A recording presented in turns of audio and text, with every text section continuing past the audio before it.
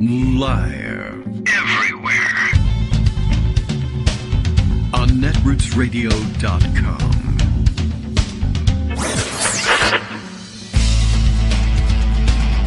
David Waldman. Kagro. In the morning. Now, here's David Waldman.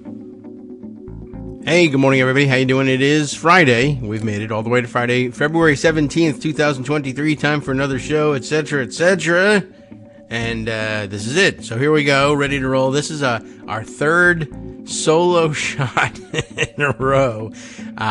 So I hope I make it to the end and have enough oxygen and, we share a couple of stories that you find interesting and I make it worth your time. There was a lot of Roger Stone content yesterday. We're not done with it. I don't know how much more I'll do besides, I guess, take you through the end of the Jenny Cohn discussion from yesterday. But I'll alert you to the fact that we provided you with links to two earlier pieces that outline a lot of the same material, but were done a year ago. And so we don't have the benefit of a couple of, for instance, information revealed during the seditious conspiracy trials of the Proud Boys and Oath Keepers to rely on. So I think that's the most up-to-date stuff. But in looking around, I guess, to find what we were discussing yesterday, our good Mastodon friend, John Shiflett, who was following the story as we were reading it, pulled up these two other stories that were very similar. I guess just quick Googling to see if he could find stories about Roger Stone and his background by Jen Cohn, and came up with these two earlier pieces. So I thought it was interesting that she's been working on this for a long time and wanted you to be able to see what she had produced last summer. I was a little bit, I was a little annoyed with the way where we left it yesterday. Well, one, because we didn't get all the way through it, and that's always kind of annoying for the OCD among us. But in addition, we had landed on a point where when we had to finish up and hand things over to Justice for the West Coast Cookbook and Speakeasy, coming up in 2 hours here, 11 a.m. Eastern Time, right here on Netroots Radio. Just want to let you all know that. But it was at a point where, Jen, I think, had kind of indulged a penchant she has for getting a little bit disjointed and throwing in a lot of information about a lot of different things. And, we didn't stop at a spot that allowed her to try and tie her narrative back together again.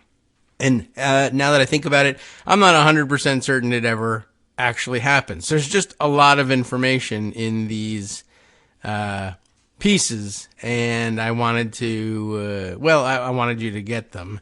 But, all right, we stopped at a strange point, but also a place where I thought it might be wise to get some outside information to supplement what we had learned, and that was where we began discussing the weird development of the international motorcycle gang thing that was going on. But I think we had just finished up discussing the work that Stone had coordinated through, what's his name, Jacob Engels, that harassed Democratic candidates in Florida in everything from local races all the way up to congressional and Senate races. One including the targeting of the Democratic opponent to Jeffrey Greenberg, the recently convicted sex trafficker and counterfeiter and embezzler who had managed to engineer his election to the tax assessor's office down there. And, of course, was a close colleague not only of Roger Stone but also of Matt Gaetz, who, as we found out the other day, is not going to be, for some reason, charged by the Department of Justice in the sex trafficking case.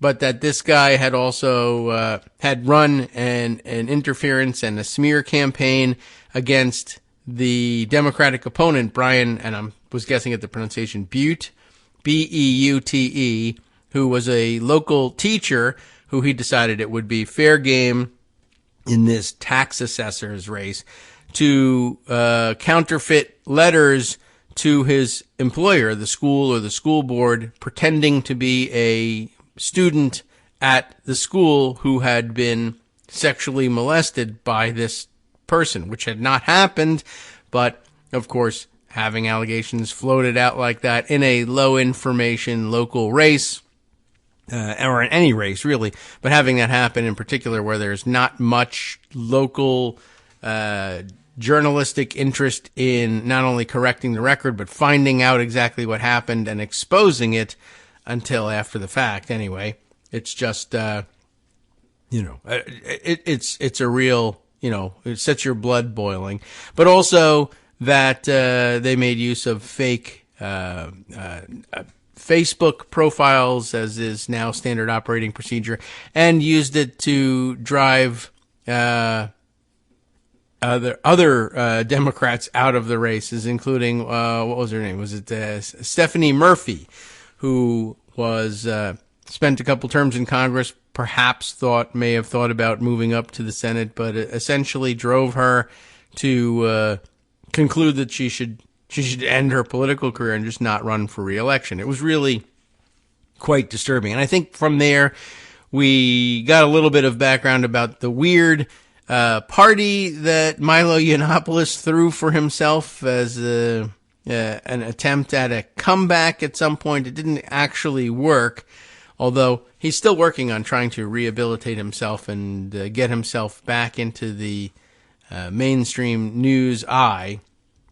But that was a weird thing, and it reminded me very much of there was another party which we read about years ago that I think was at the Breitbart World headquarters at the time, right? The big townhouse on Capitol Hill that was weirdly owned somehow by an Egyptian politician, but was being loaned in some fashion to Steve Bannon, who that not only made it his residence in Washington, D.C., but made it the Breitbart headquarters. So he was having, the 20-somethings working in his basement, weirdly, a little bit like Comet Pizza for some strange reason that now comes to mind. And, but also holding large-scale parties for the Breitbart organization there that were, we characterized when reading about it as, like I said, luring in sort of weirdo, outcast, nerdy, 20-somethings who happen to be, right-wing ideologues or were able to be brainwashed into being right-wing ideologues, who suddenly found that all their fantasies came true about their attractiveness to the partners of their choice when they showed up and hung out enough at these parties. They were introduced to others who could perhaps address all of those swirling interests and desires that are resident in the 20-year-old mind and body at the time. And strangely, they found that right-wing world gave them everything that they needed. They gave them jobs, they paid them, they made them influential, they introduced them to other influential people, they introduced them to people who satisfied their more prurient desires, perhaps. And here, the Milo Yiannopoulos party includes an awful lot of those elements if you check out the photos that go along with them. Anyway, it was a very strange setting, to be sure. I think we left off with some discussion. There was a little bit about the motorcycles, but then there was some discussion about the party props. A lot of times you go to a party, they have hired a photo booth person, and you put on wacky hats and mustaches and stuff. They, I guess, decided that their photo props were going to be assault weapons, or I don't know whether they're real or not. They might even have been fake props themselves, but everybody was enjoying taking photos of themselves standing around more or less at random at a fancy party someplace with people all dressed up and having fancy pants drinks and stuff, and then just you holding an assault rifle among them for no particular reason. I thought that was kind of odd and a little bit weird. Let's see. So can we remind ourselves where we left off? Oh, I think we were just talking about Jack Posobiec having been at that party, and Jenny Cohn was recounting his list of dirty tricks for which he is most famous. And did we move on from there? Yes, right. Something I hadn't heard about last time, and I know it's a lot about Roger Stone, but we're a little more than halfway through this stuff, and a lot of it is pictures. So I think we can get through it, move on, add a little bit of extra detail from extraneous sources, and then hit a bunch of other stories that are sort of simmering below the surface that I think you should hear about before the weekend arrives. We left off at this point. We were about to get a description of Posobiec's interference in French elections. I don't think, I remember the events, and I don't remember at the time them being connected to Posobiec or to Stone. But another reason to, learn to hate Roger Stone if you haven't already. On May 6th, 2017, that's one day after the Cinco de Mayo party that we were just talking about, Posobiec disrupted France's presidential election by tweeting a link to a trove of stolen documents belonging to the campaign of French President Emmanuel Macron. He claimed to have found the documents on 4chan, which is where you always go for documents about the French president, as reported by The New Yorker. He used the hashtag MacronLeaks. According to an analysis by DFR Labs, Posobiec's first tweet about the leaked Macron campaign documents, and the campaign documents is in quotes here, occurred at, they have the timestamp of it, 14:49 Eastern Standard Time. That would be, 2:49 Eastern Standard Time.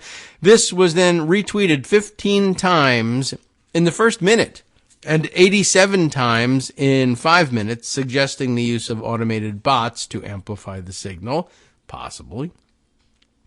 Though I think Twitter probably has the volume to explain that more or less organically. I mean, organically in the sense that there are weirdos who follow Posobiec and who live to be the first to retweet him or, to do his bidding in retweeting him because, they're trying to work their way into this fabulous grifter network that will allow them to go to big parties and pose with assault weapons and meet members of the gender to which they're attracted, and there are many, and even in these right-wing worlds, at the behest or under the wing of Roger Stone, all of these things happen.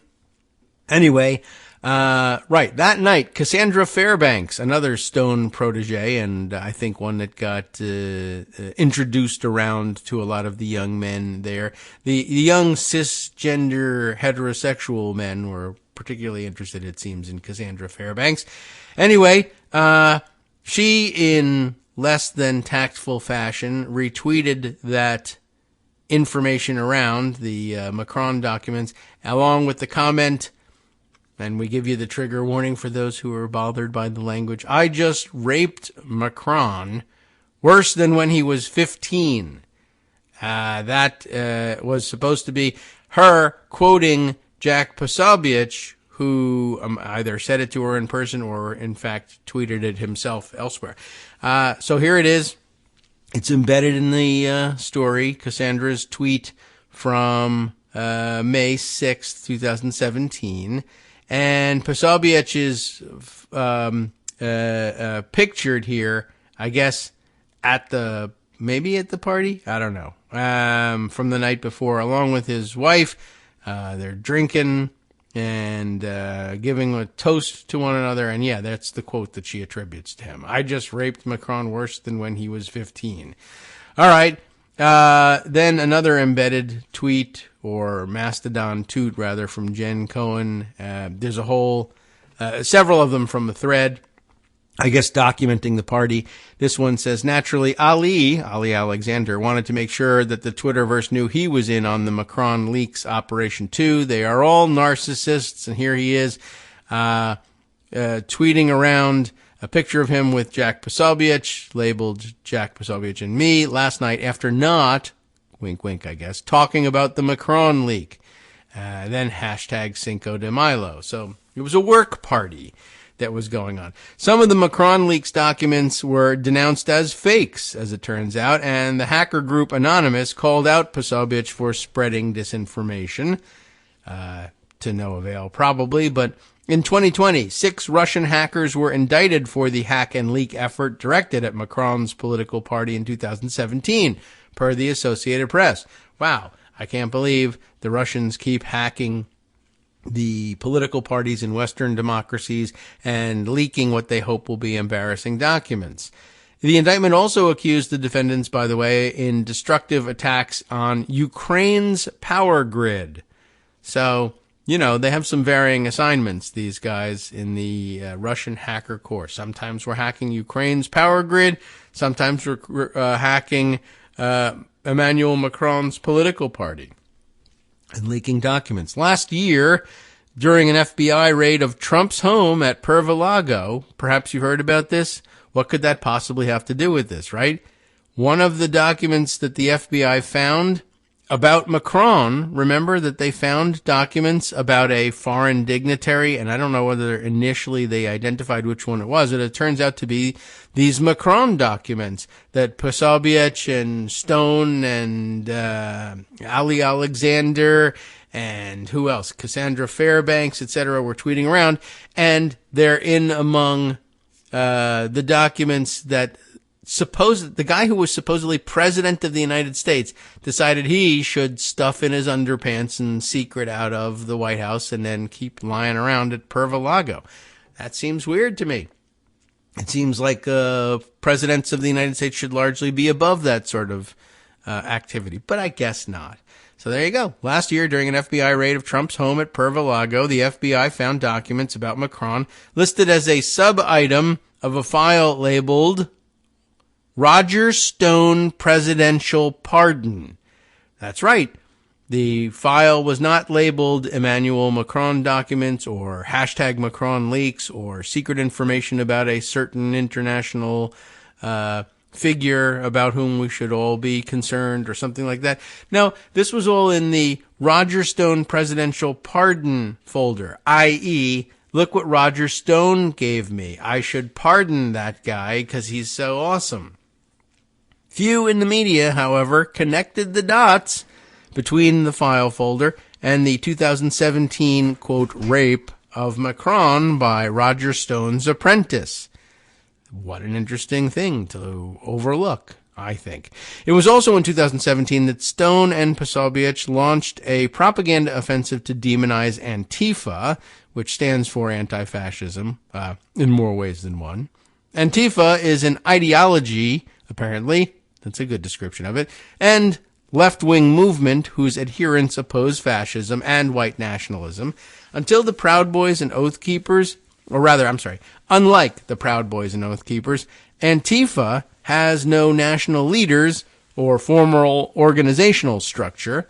Stone's network, however, has tried to get it designated as a terrorist organization, which I know seems a little bit stupid, but of course, you know, if it were to work, it would have dramatic implications, but how could it possibly work? Because you're not talking about a person or a network or anything. It's just an ideology. People who oppose fascism. It's not a terrorist network.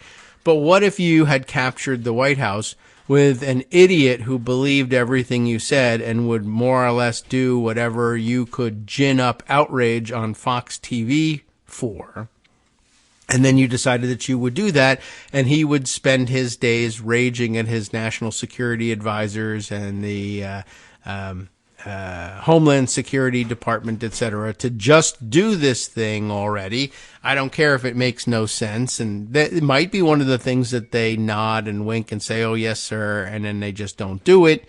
But it also might be one of those things that actually happens because somebody else in somewhere else, some other cog in the machinery is all equally susceptible either to Trump's tirades directly or to what's on TV or what Breitbart reports. This was an extraordinarily dangerous situation. During the summer of 2017, Stone was one of the top influencers promoting the Antifa hashtag, as measured by engagement, according to disinformation researcher Dr. Caroline Orr. You all remember that we were reading one of her magnum opuses. What's the plural there? I don't know.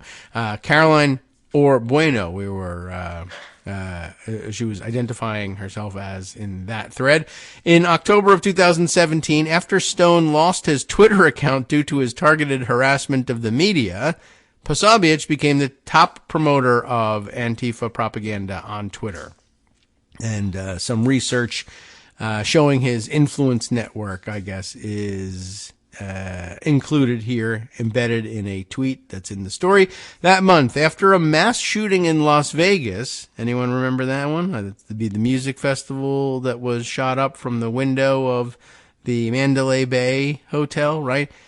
Posobiec promoted an unfounded claim that the shooting had been coordinated not only by Antifa, but also ISIS. Right, it was ISIS/Antifa who did that, not, of course, some right-wing lunatic who had stocked up on weapons and convinced himself that this was something that perhaps Supreme Leader Donald Trump or whatever wanted to have happen.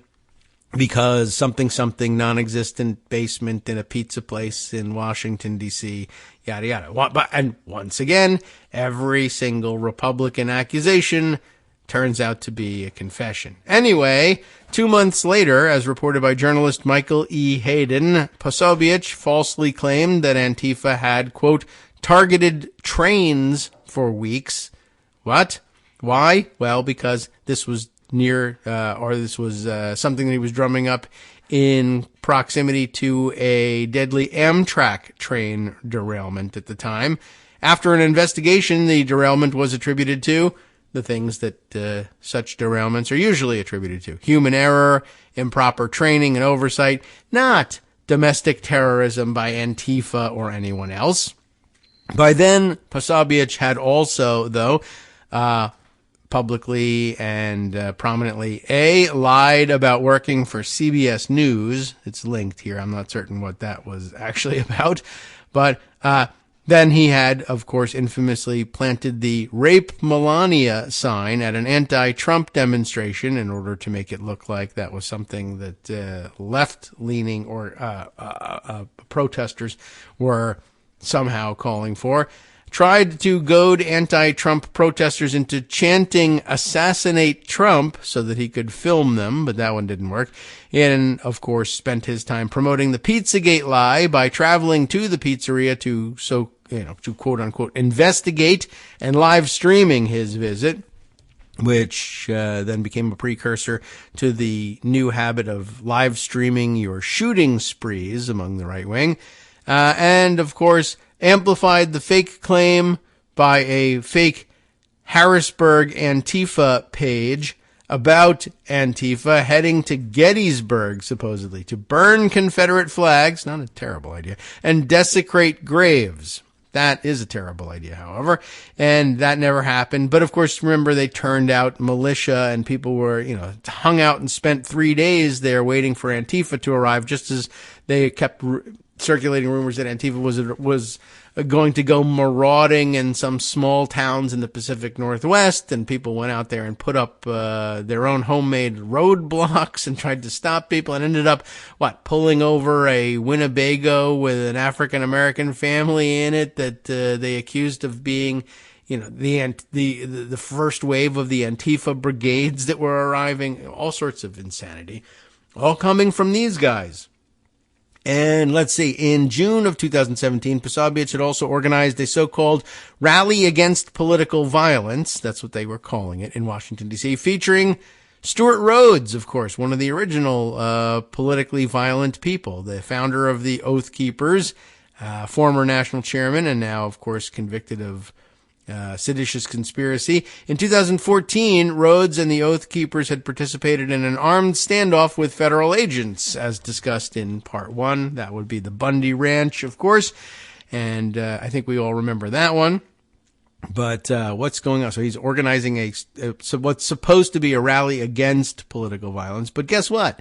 Stone was slated to attend Posobiec's rally, but he did eventually cancel due to alleged security concerns. But of course, that just gave him an opportunity to run around saying, Antifa was threatening my life. I had to stay away. But, all he was doing was going to another swingers party down in Florida that day or something like that. And why not amplify your claims by just continuing to lie about it? Rhodes has since been convicted of seditious conspiracy, of course, for his efforts to overthrow the U.S. government in 2021. Something he does in his spare time. In the run-up to January 6th, he sent a message to his fellow Oath Keepers, which read, "Conquer or die. This needs to be our attitude." Meanwhile, in the weeks preceding Posobiec's so-called anti-violence rally in June of 2017, Posobiec had amplified the lie that former Attorney General Loretta Lynch had called for, quote, blood in the streets. That sounds just like Loretta Lynch. She was usually a pretty measured person, I think. Yeah, she would absolutely be calling for blood in the streets in June of 2017 for no particular reason. Posobiec had also falsely claimed that Vermont Senator Bernie Sanders, a socialist Democrat, had told his supporters to, quote, take down Trump, which might have been something that that he had said, but in what sense does he mean it? Almost certainly electorally. This type of propaganda from Posobiec and other members of Stone's network deflected from the data, which has long shown that the vast majority of domestic extremist-related killings are caused by right-wing extremists, not left-wing extremists. And I think we all know that, but that's just, they love to do that because every accusation is a confession. Hi everybody, it's me, David Waldman. Yes, the same guy who interrupts you all the time. Interrupting you one more time, just to tell you again, another reminder that your contributions are what keep this show on the air, and patreon.com, patreon.com, is still among the easiest ways to make the sustaining subscription donations that keep us afloat. Are you ready for the pep talk about how our Patreon campaign is still going strong and growing? Well, too bad.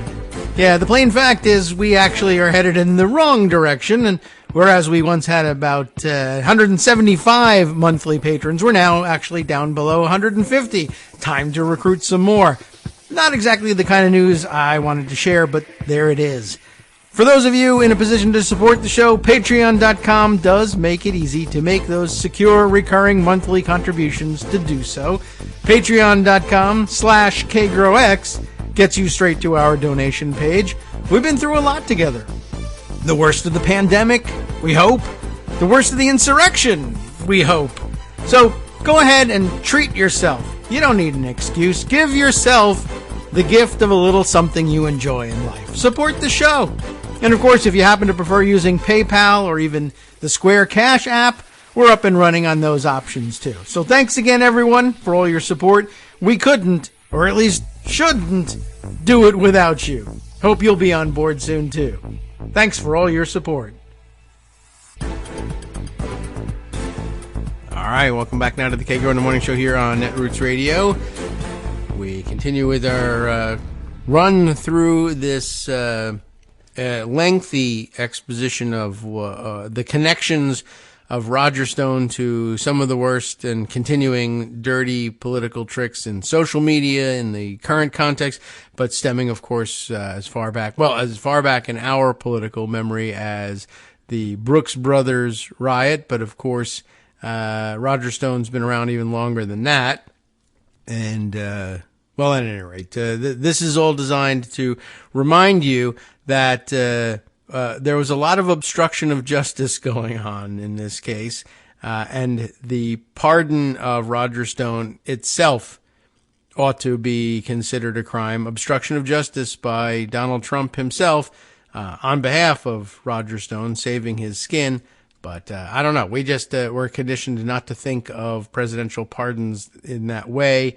in this country, even though it was a pretty obvious concern of the founders as well when they defended giving this unlimited pardon power to the president in the Federalist Papers. But okay.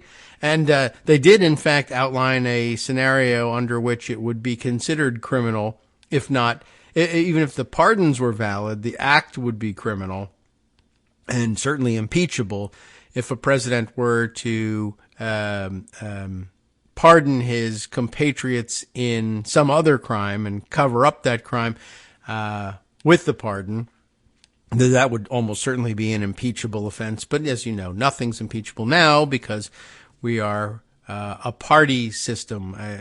We act as though we're a parliamentary system when it comes to holding presidents accountable with impeachment in the Congress. So at any rate, as we left off, the Posobiec and the Stone forces were attempting to drum up concern in the country for a growing wave of fake crimes being committed by Antifa, which wasn't even a thing.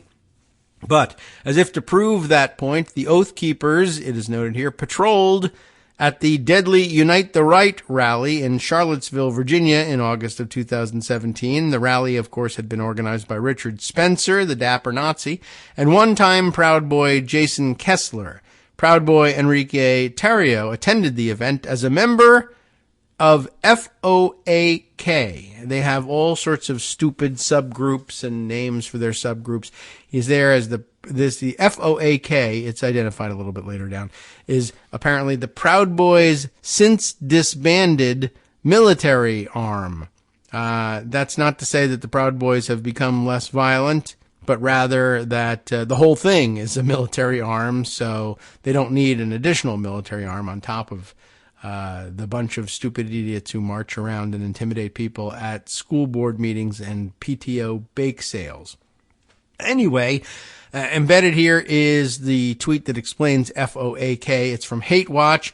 It says, in the photo below from the deadly Charlottesville rally, Tarrio is wearing the patch of the FOAK, the Fraternal Order of Alt-Knights. Yes, like the alt-right, the alt-right has alt-knights, Knights.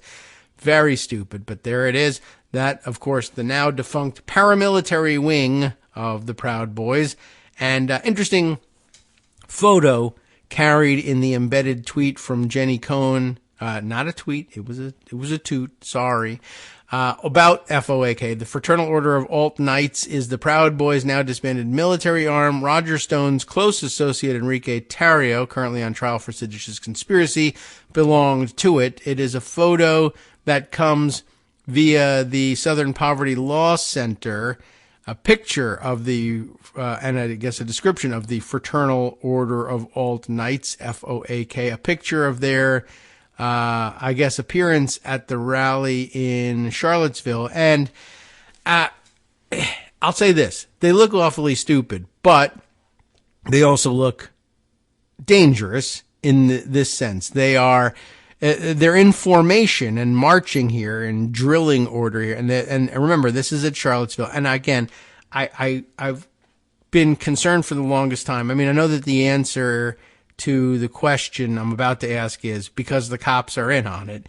But I have always wondered, what is it when cops are patrolling a permitted demonstration that they know is going to take place ahead of time? And that's why they're on patrol there. And people show up in armor and with makeshift weapons and shields and such. Why don't you just immediately say, that's not a peaceful protester, you're under arrest? Part of the answer is because cops are kind of, like everybody, kind of lazy. And they're like, well, I'm going to get in all sorts of trouble if I just arrest them on the spot. And it's true. There will be, lawsuits and cases against it. So it's, probably the right thing to do is to not arrest them on the spot. But they really need to come up with some sort of solution. And there needs to be legislatively some license given, believe it or not, to the police, except they'll just abuse it against the wrong people. That's the real problem. But if you show up with what they have in these pictures, they're all carrying shields, round shields with an American flag motif on them and long sticks. with, they're essentially like kendo swords or something. They're enormous sword-shaped sticks, with a hand guard and everything. They're all wearing helmets and gas masks so that they can't be affected by, tear gas to disperse the crowd.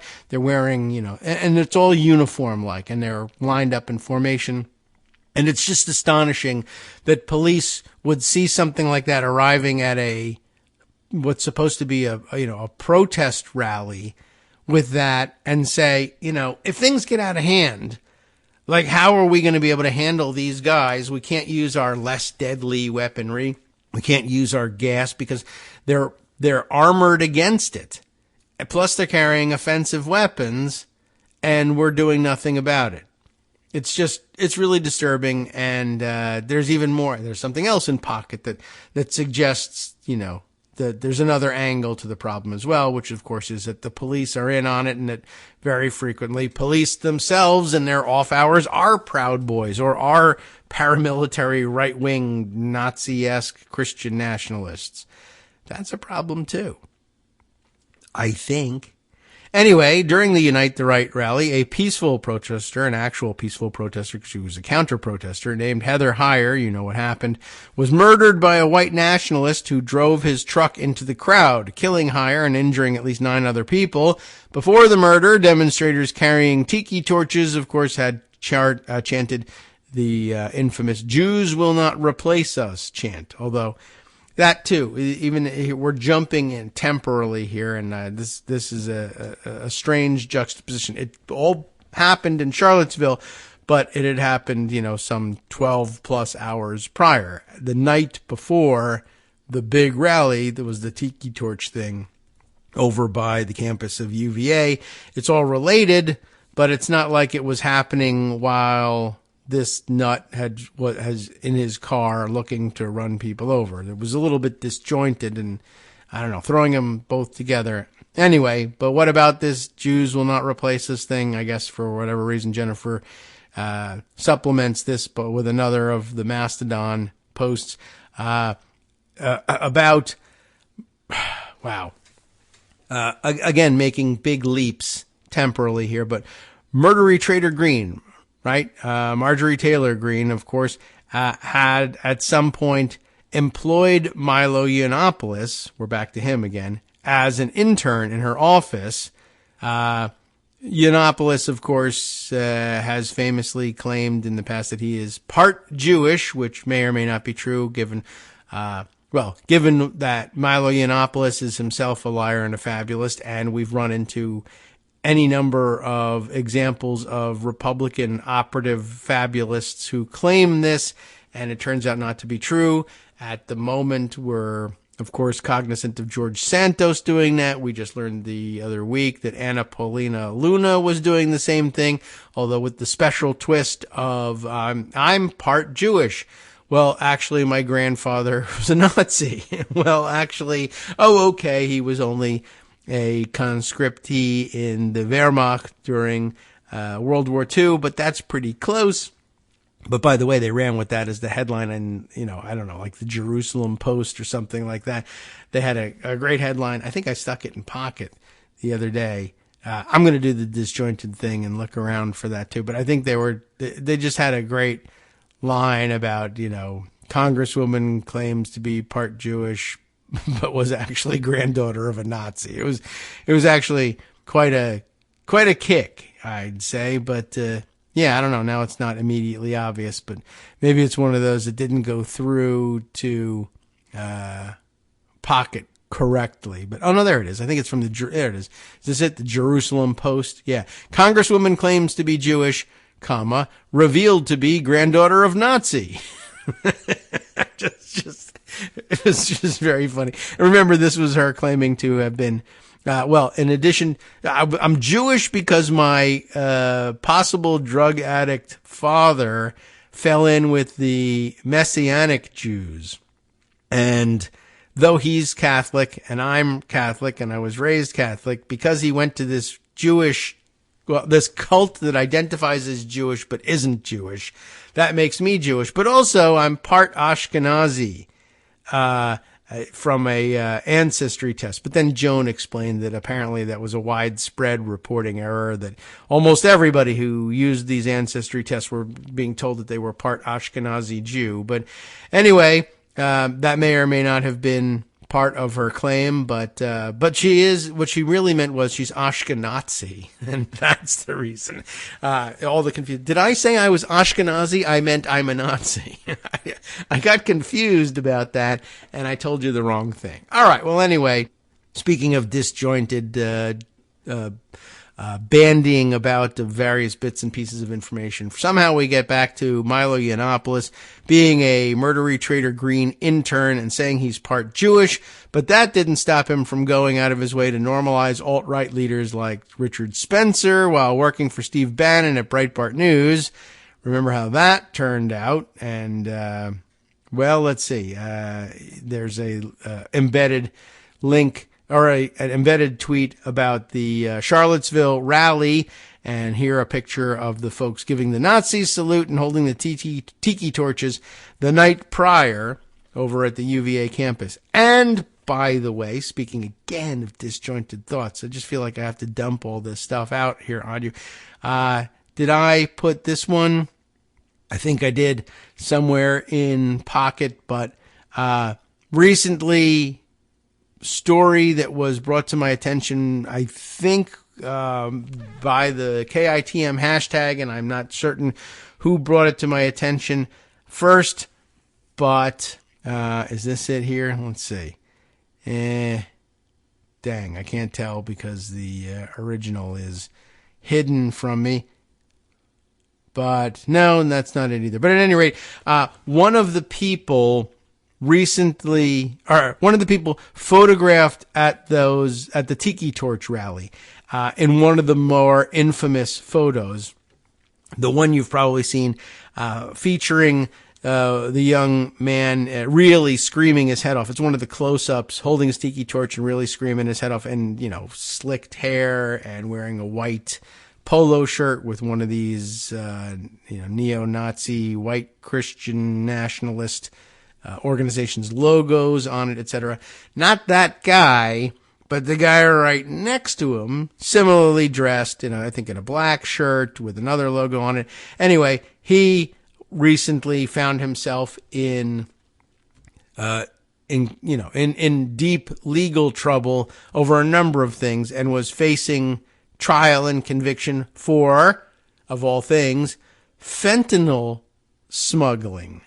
And apparently they had him dead to rights, and he was just about to be convicted and sentenced on this, and he committed suicide rather than face the consequences of his actions, which is an odd thing for them to do. But, for all the people who are proud of their activity, when they get convicted of it, apparently suicide is a better answer. But I just wanted to throw that out there because on top of it all is, once again, every single Republican accusation is a confession.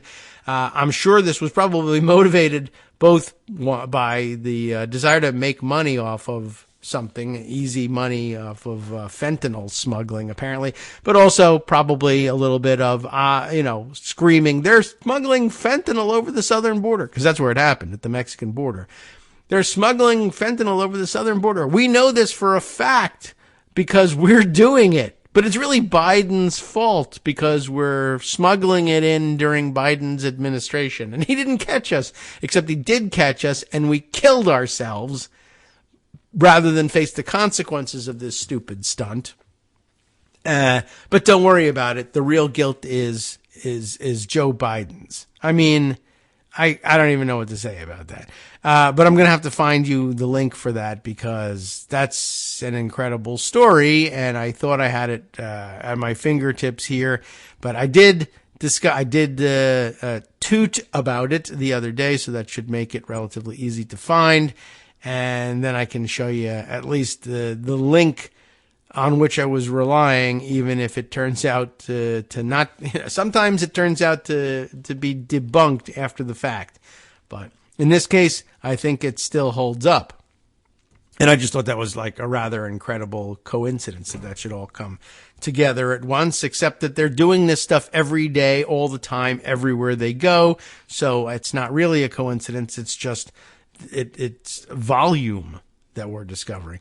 All right. So now back to Jenny Cohn's compilation of stories here. Before leaving Charlottesville, Spencer, that's the dapper Nazi, went on a tirade that was recorded by Milo.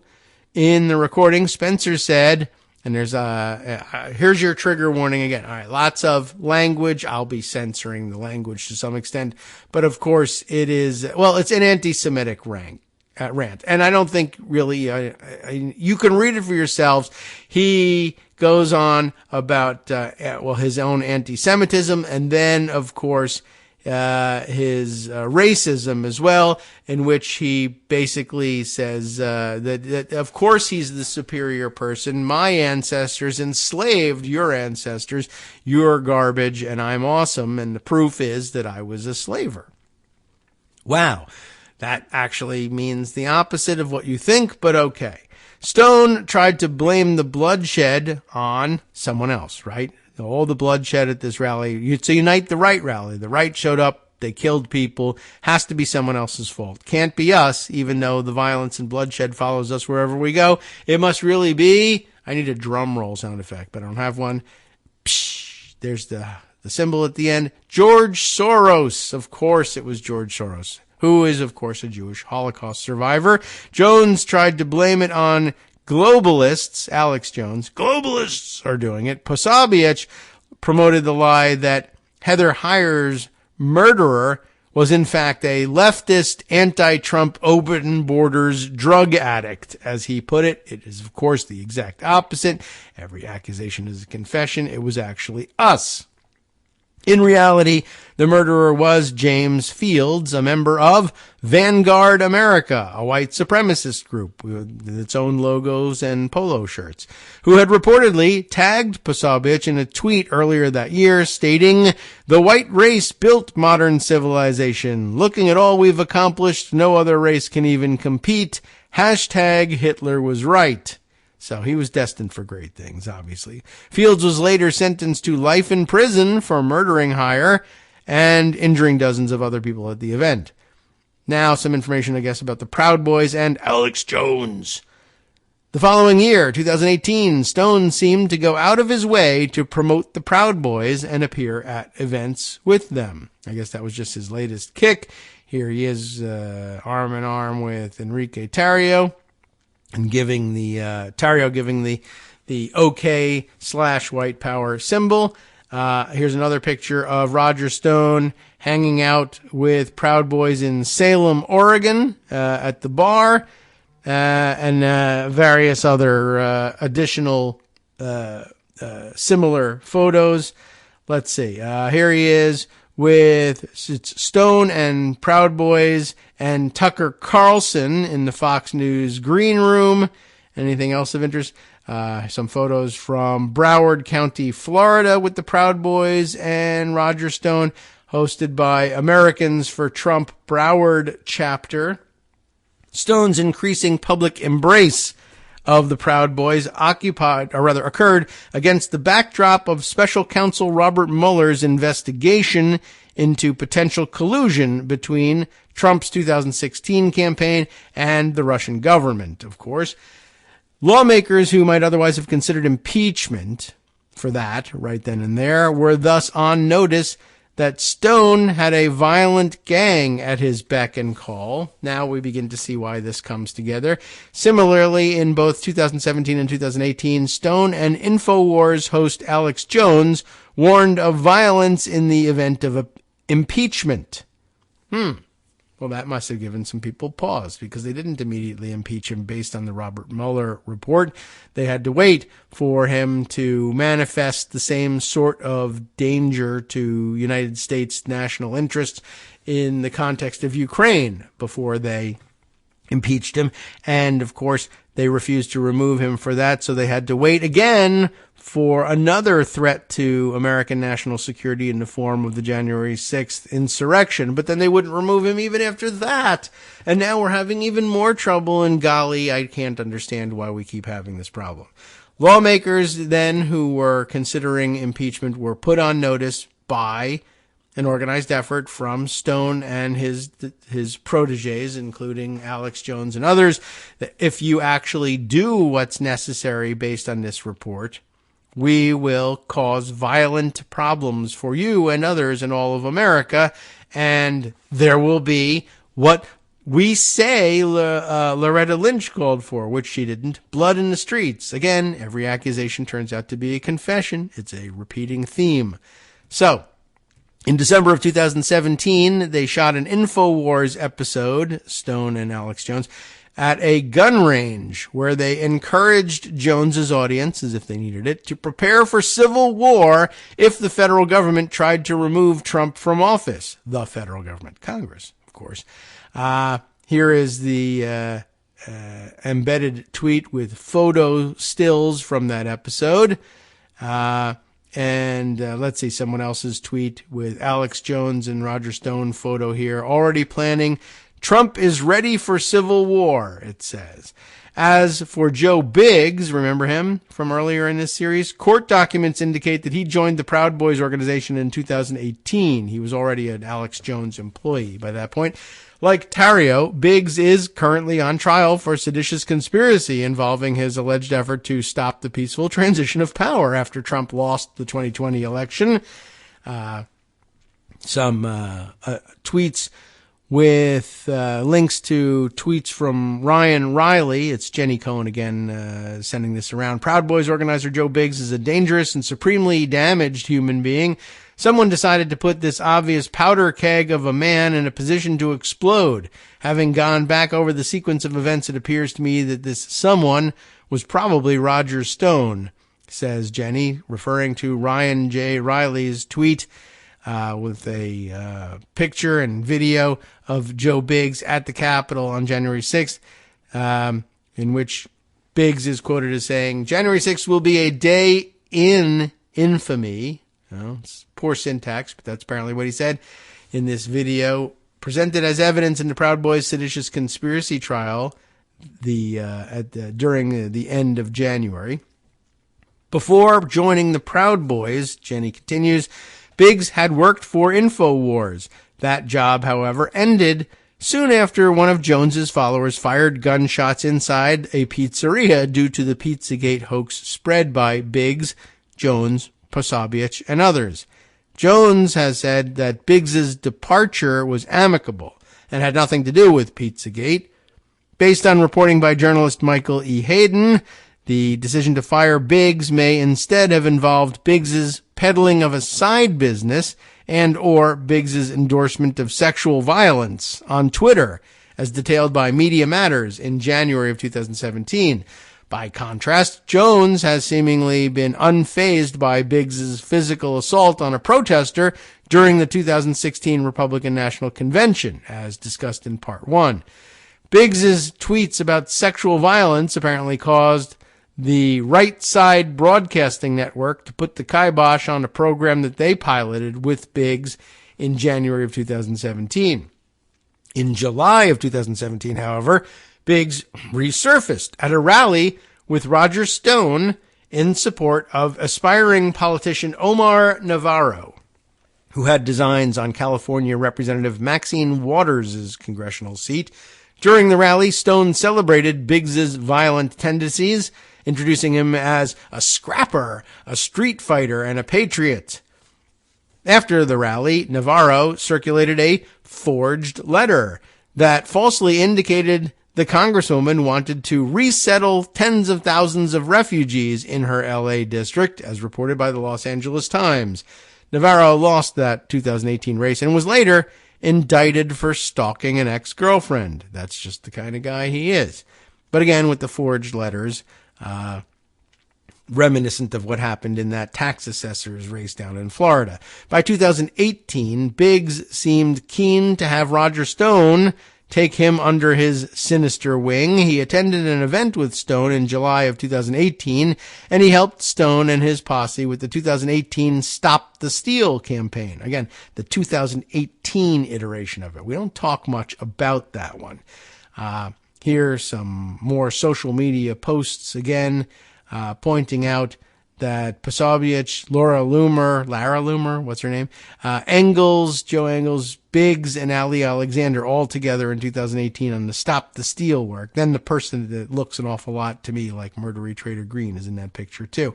It's the same photo, in fact. Here are a few more photos we are provided of Biggs from 2018. In the first, he's with Engels, Posobiec, and Loomer. And in the second, he's with Kellyanne Conway and Sarah Huckabee Sanders. They're supposed to be respectable people at this point. He's on trial for seditious conspiracy right now, pictured with the now current governor of Arkansas. And the person who was chosen to give the official response to Joe Biden's last State of the Union address. Here with Kellyanne Conway and Joe Biggs, the seditious conspiracist. In October of that year, the 10 Proud Boys associates were arrested after fighting with protesters in New York City. Remember this one? Video obtained by the New York Times shows that the Proud Boys initiated the attack in Manhattan against a handful of anti-fascist protesters, not the other way around, as Gavin McInnes had initially said. After the New York brawl, McInnes nominally resigned from the group, which then appointed Tarrio as its national chairman. Joe Biggs, the human powder keg, right, became Tarrio's unofficial right-hand man. He was tasked with organizing and promoting Proud Boys events around the country. That's some job. As a top leader of America's top political gang, Biggs was theatrical, almost cartoonesque in his celebration of violence, and some tweets supporting that, including him being photographed with an interesting prop, what looks to be a Stars and Stripes motif covered club, like a medieval mace, basically, of some kind, spiked and everything. It's really kind of ridiculous looking. You should take a look at it. All right. Anyway, some more pictures of his events from around the country. This type of political theater, or as Stone calls it, performance art, can seem like a joke. But January 6th and the 2000 election and the Brooks Brothers riot there proved that it can have terrible real-life consequences. And although Biggs and Tarrio seem poised to go to prison, depending on the outcome of that sedition trial, Stone himself remains free as a bird. We continue to underestimate the damage that Stone has wrought and will continue to wreak at our own peril. And that, actually, is the end of the piece. Very interesting and very long journey and a little bit disjointed. We hopped around at times. I'd like to fill in some of the blanks with some other pieces to supplement this work and move on to some other subjects as well. We'll do that after this short break.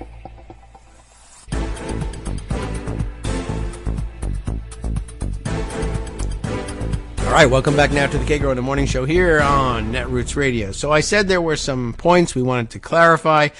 The motorcycle gang thing, for instance, it was a little bit unclear and weird, but I thought we might be able to clear it up a little bit with commentary from Charles Pierce back in June of 2017 and published in Esquire. He usually organizes his thoughts a little differently than Jenny Cohn does, and I thought it might help us out here. The Russia scandal, he says in his headline, was desperately missing a biker gang subplot.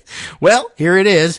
Paging Hunter S. Thompson, says Charles Pierce, and he puts it this way. The most amazing story ran in the Miami Herald last Thursday. Again, we're talking about June of 2017. And June of 2017, we also was prominently mentioned as a period of heavy activity for the Stone proteges involved in the last story. The most amazing story ran way back when in the Miami Herald. It involves the Trump Organization and a Russian official deep in the dark side of shady, because all of the amazing stories do these days. But it also involves a Russian motorcycle gang that has staked a claim in this country and at once had its gang colors hoisted in outer space. That's interesting, too. I mean, thinking about how that might happen, of course, by the Russian cosmonauts at the International Space Station or what have you, and we don't know what the hell's going on, and it looks rather harmless, and, I guess it's dismissible as, well, I like to ride motorcycles recreationally, and we have a motorcycle club, back in, back in Russia, to which to American eyes, I'm sure, like, oh, that's sweet. He's calling out to his friends. But it's a very different wink and nod inside Russia, and this stuff happens because they don't have a real government. They have an oligarchy run by as a mafia family, or as an organized crime syndicate. And so these sorts of things are possible. What are we talking about? Here a clip from the Miami Herald story that Charles Pierce was referring to, and it reads as follows: but the tale of Igor Zorin offers a 21st century twist with all the weirdness modern Miami has to offer. Russian cash, a motorcycle club named after Russia's powerful special forces, by the way. That, by the way, is what Spetsnaz actually is. Remember, we mentioned the name of their motorcycle club / gang yesterday and said, well, it's very clearly foreign influenced. What the hell is it? It's the name of Russia's powerful special forces units, basically the equivalent of naming them something like Delta Force or SEAL Team 6 or something like that. So, all the weirdness that modern Miami has to offer involved in this story, as they say: Russian cash, motorcycle club named after the special forces, and a condo tower branded by Donald Trump. And here we're talking about those Sunny Isles beach condo towers branded but not built by Trump. Zorin is a Russian government official who has spent nearly $8 million somehow on waterfront South Florida homes. Hardly financially prudent given his bureaucrat's salary of $75,000 per year. He runs a state-owned broadcasting company that, among other duties, operates sound systems for the annual military parade that sends columns of soldiers and tanks rumbling through Moscow's Red Square.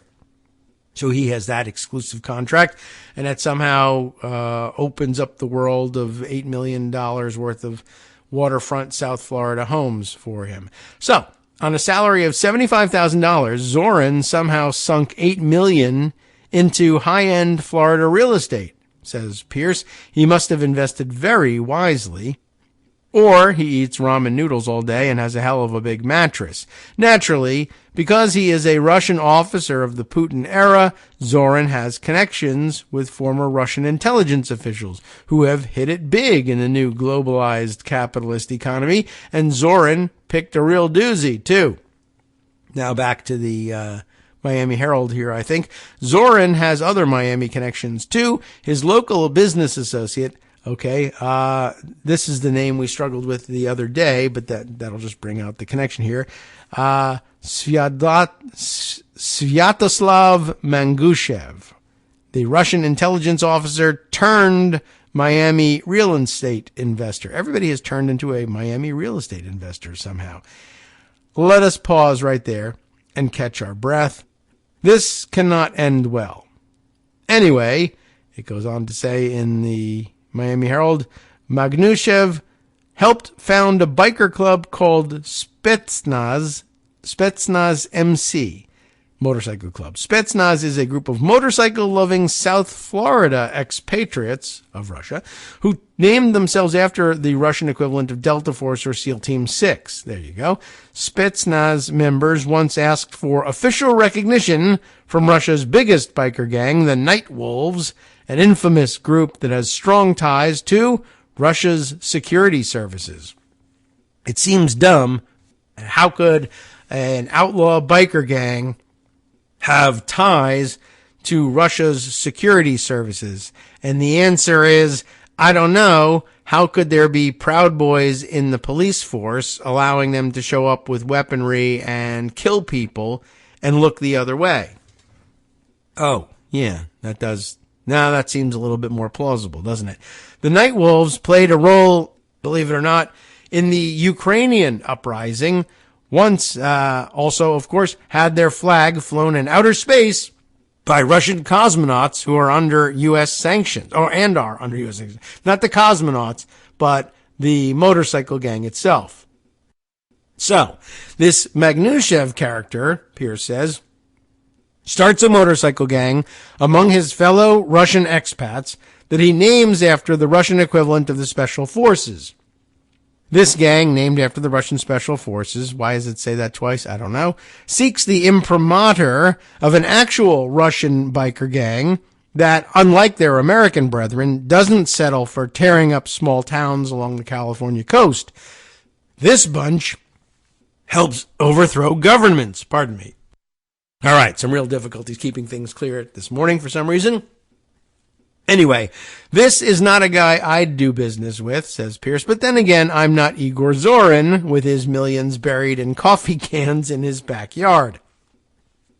And when they say here, there's not even enough information in this piece, but that we've read pieces before that insinuate that the biker gangs are somehow involved in, or were involved, at least early on, in early incursions in Ukraine. And here I think we're talking about the eastern provinces in the Donetsk region, and that they, along with, Wagner Group mercenaries, were doing the unofficial work of disrupting Ukrainian, like Kiev Ukrainian, control of the region by just wreaking havoc there. Well, it's not Russian army troops doing it, so we can't point to it and call it an invasion, but people obviously under the control of the same people who would otherwise have dispatched Russian troops there are still causing the same sort of disruption and wrecking Kiev's ability to control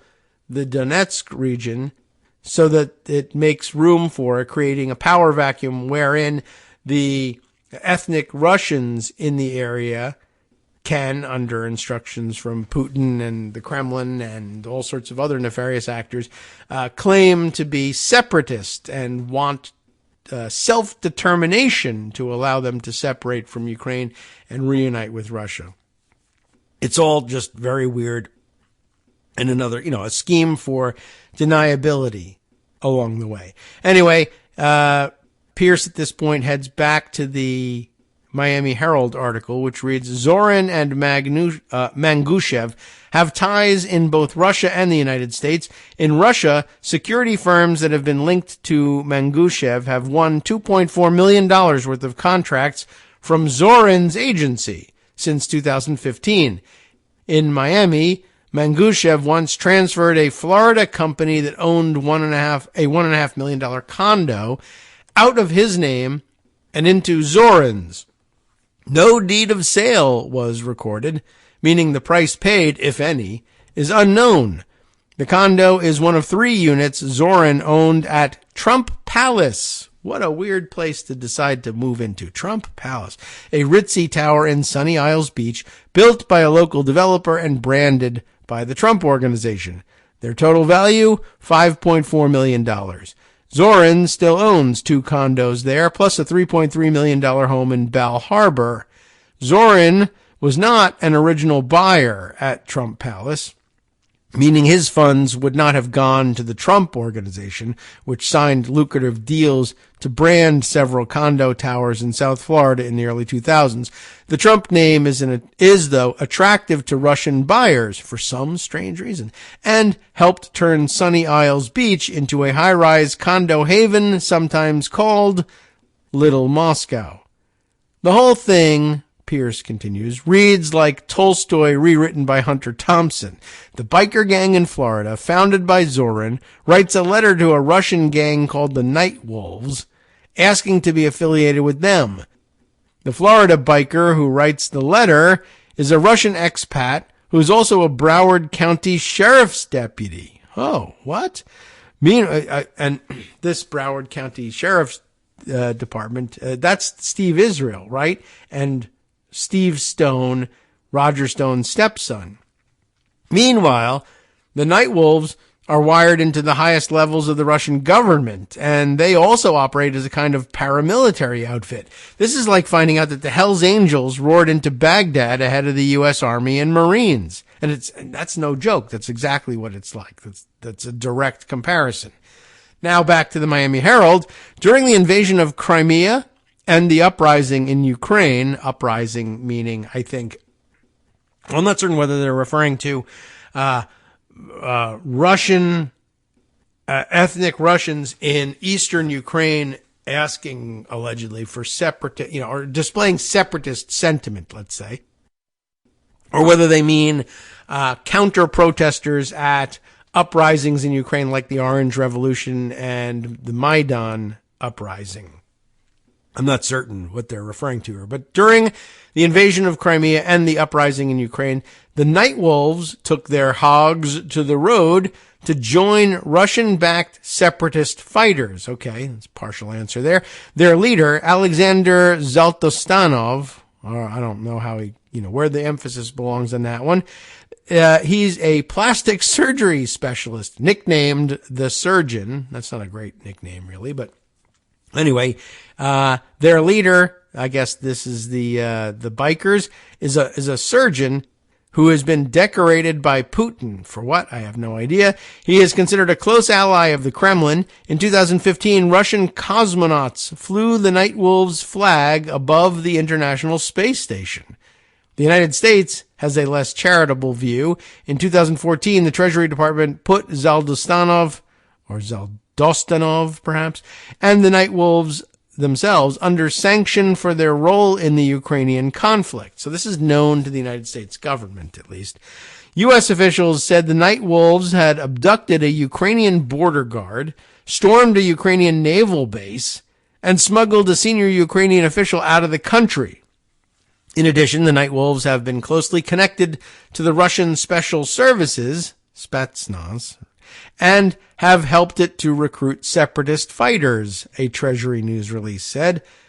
Pierce again says it was always going to be about the money. By sacrificing the credibility of his office to his dread of transparency as regards his business dealings, perhaps because there's a shady Russian winking at you at every turn, the president, asterisk, practically begged someone to rip his entire organization apart in a hail of writs. That is to say, the court orders, not Ritz crackers or anything like that. Although a hail of those wouldn't be unwarranted at some point. Robert Mueller seems only happy to oblige, but to no end, we find out eventually. Even this story, which touches the president's business interests only tangentially, nonetheless reeks of money laundering. Now back to the Miami Herald. U.S. law enforcement is taking note of Miami's reputation as a lockbox for suspect money. Among the highest profile incidents that have left the local real estate industry feeling under siege, unprecedented federal monitoring of shell companies buying pricey homes in cash, a wave of disclosures from the release of the secret offshore files known as the Panama Papers, and now a special prosecutor-led investigation that could focus on potential links between Russian operatives and President Donald Trump's business empire with its large South Florida footprint. And before we continue with that, there was mention here of federal monitoring of shell companies also parked in pocket for future consumption somewhere along the line, I think, is there it is. The Daily Beast's current headline, Trump's shell spending scheme comes under DOJ scrutiny. That's a current article. The only similarities may be the use of the term shell spending scheme, but I just thought I would call that one out because it occurred to me as I saw the same phrase here from 2017. Now, continuing with the Miami Herald's reporting as quoted by Charles Pierce here. Now, all right, the special prosecutor investigation on links between Trump and Russia. with its large South Florida footprint, including Pervalago, none of Zorin's property purchases used bank financing. That's interesting, meaning he'd most likely paid cash. He made roughly $75,000 in 2015 and $159,000 in 2016, so a serious bump in his official salary, but not enough to buy these things. So, what's going on here? The Trump unit that he got from Mangushev was later sold to a woman who appears to be Mangushev's relative for $1.5 million, Florida records show. Which might lead you to wonder, well, if Mangushev's relative wanted the apartment, why didn't Mangushev just give it to her or sell it to her? And the answer is, I don't know, but it doesn't look that good. It's probably some money laundering. Why sell for cash and record no deed of sale from one guy, Mangushev, to a different guy, Zorin, and then have Zorin turn around and sell the unit to Mangushev's relative? I don't know. Could be an innocent explanation, but probably not. And speaking of such things, the Dauphin, Jared Kushner, having failed to achieve peace in the Middle East in 3 days, also was in the news back in 2017 when this article came out, as regards a transaction with Deutsche Bank that stretches the definition of coincidence halfway to Neptune. Now this, he quotes from the Washington Post, the loan came at a critical moment. And that loan, of course, as you heard from Justice Putnam on the West Coast Cookbook and Speakeasy yesterday, also under scrutiny, and Democrats in Congress calling for a full-blown investigation of it.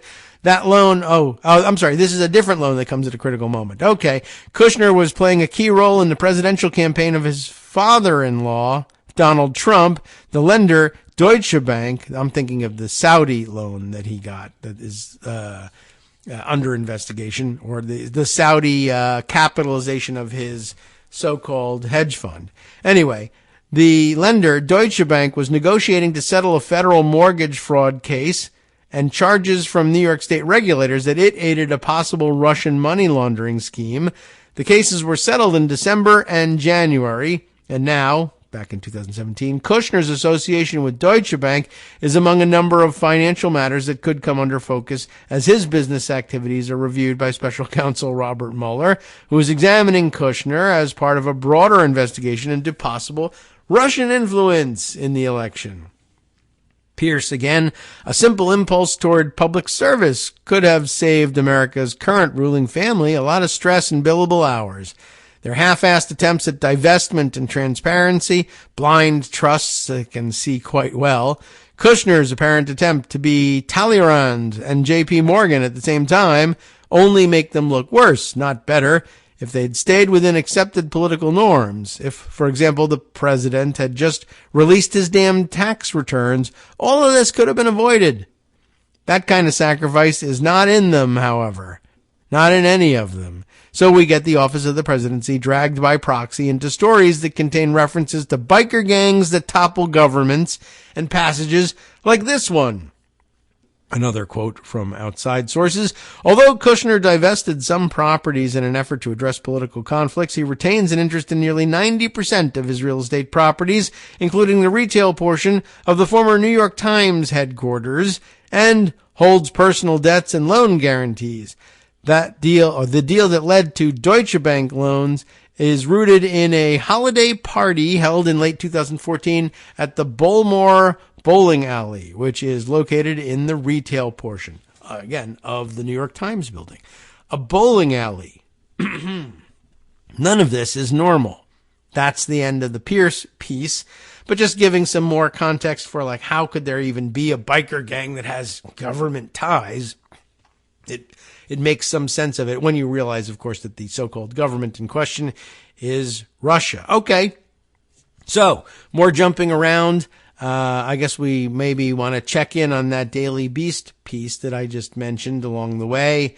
Is it open here or there? All right. I'm going to have to go through it this way and see if I can get to it here. Trump's shell spending scheme comes under DOJ scrutiny.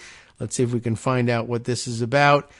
This is a Roger Solenberger piece Again, this one current, February 16th of this year, so that's just yesterday. Ready? Former President Donald Trump's Save America PAC raised tens of millions of dollars on false claims of election fraud. You all saw that happening. Now the feds want to know how it was spent. On Sunday, the New York Times reported that Special Counsel Jack Smith's team had subpoenaed a vast array of Trump's vendors, posing questions related to how money was paid to other vendors, indicating that they are interested in whether some entities were used to mask who was being paid or if the payments were for genuine services rendered. In other words, were they just pocketing this money? Could they find somebody who was willing to say, I provided quote-unquote consulting services to the campaign to the tune of $6.5 million, let's say, and then they actually didn't do anything, but in exchange for being willing to say that they did something, they can keep $500,000 of the $6.5 million, and then the other $6 million has to be laundered somehow and returned to the Trump pockets. Is that what's going on? While the details of Smith's inquiry are unknown, we do have something of a roadmap. The report from the January 6th House Select Committee, along with publicly available Federal Election Commission and IRS filings, can shine a light on some of those vendors, offering some insight into what may have caught the DOJ's eye. First, it's a fact that Trump has literally masked his vendors. Prior to the election, the Trump 2020 campaign had already routed more than $750 million in expenses to unknown sub-vendors through an in-house company called American-Made Media Consultants. That arrangement was targeted in an FEC complaint from watchdog group Campaign Legal Center, which alleged that the campaign used the scheme to effectively launder money and conceal from the public the true recipients of donor funds. The FEC commissioners, however, deadlocked along party lines. Wow. And dismissed the complaint. How strange. CLC sued the FEC over the ruling in July, claiming the ruling was arbitrary and contrary to law. Now, Smith appears to be taking up the same issue. Adav Noti, CLC's senior vice president and legal director, told the Daily Beast following the FEC's inaction, his group welcomed DOJ scrutiny. The Trump political organizations illegally concealed hundreds of millions of dollars in spending, and the dysfunctional FEC could not even manage to do its job and open an investigation, Noti said. An investigation by the special counsel into where that money went will ultimately shed light on one of the biggest campaign finance violations in history. It's unclear whether Smith's jurisdiction extends to other Trump committees beyond Save America. However, a large chunk of the AMMC, American-Made Media Consultants, payments came after the election, and the campaign itself participated in the same fundraising as Save America. In some instances, that group appears to have continued the shell payment pattern after Trump left office. Trump officials created the Save America PAC in the weeks after losing the 2020 election. They set the group up as a leadership PAC, which would still allow Trump to access the funds after leaving office, and immediately began filling its accounts with donations raised on false claims of a stolen election. The January 6th, and remember, again, a note here that it's a leadership PAC, and that leadership PACs kind of have been demonstrated as easy to abuse. Rick Santorum famously abused the hell out of his leadership PAC, both while a senator and after losing his Senate seat, but continuing to run for office. But leadership PACs are designed to distribute money, and usually to other, political colleagues. So it kind of has to be fast and loose. But it also allows for direct, lifestyle support for the administrator of the PAC. I have to go around making speeches for all these people. I need to be able to pay all my expenses out of the leadership PAC too. That's just like basically an in-kind contribution to the people I'm going around supporting. But what if you don't go around supporting anybody, or you're supporting everybody from Pervalago and you just want to pay the mortgages or whatever on Pervalago and pay your fees and pay for dinners and various other slush fund activities. Yeah, if you're willing to claim that it was related to these campaign events, even if you're lying, you can do it in the first instance. We might catch you later on, but generally speaking, not going to waste our time on stuff like that. Plus, the FEC will just eventually deadlock on it anyway.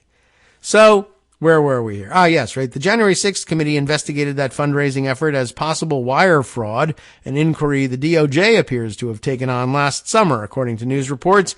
When the House committee released its final report in December, they relegated the fundraising investigation to an appendix, which the Daily Beast previously reported was not for lack of smoke.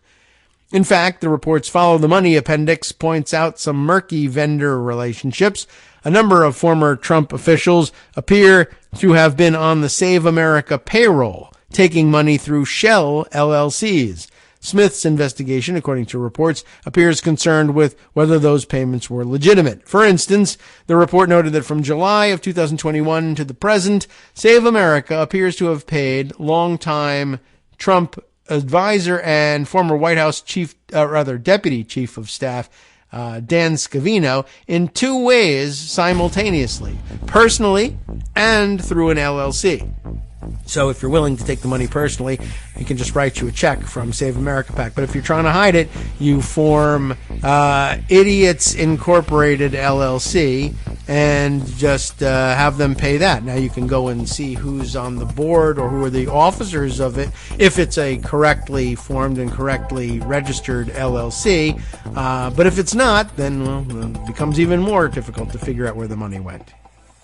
Hi everybody, it's me, David. Let's change things up from the old fundraising pitch for just a minute and talk instead about how you can be a part of our show. If you've got a smartphone or any other electronic recording device, why not sit down and record a segment for us?